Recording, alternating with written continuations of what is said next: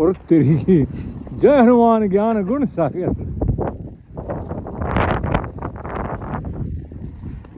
के साथ मैं हूँ तो अशोक गया था, आपको पता ही। और मैं आपको बर्फ़ दिखाना जा रहा हूँ, खास करके बर्फ़ में जो एक सौंदर्य है ना, जिस तरह से वो, ऐसा लगता है मुझे रेगिस्तान में जब रेत होती है कहीं ना कहीं सामित है। आप देखो है कि नहीं, जो रेत के टीले होते हैं लगभग वैसा ही है ना।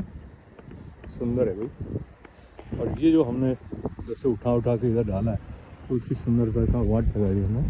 लेकिन ये देखो पेड़ों पर जो आच्छादित हैं बर्फ़, तो आप को ये प्रकृति भी समझाती है। देखो जो सुंदरता है ना वो खतरनाक भी होती है। तो खास में यही बता रहा था आपको। अभी मॉरल ऑफ द स्टोरी ये है कि बच के रहना रे बाबा, सुंदरता जो है वो खतरनाक भी हो सकती है ही है।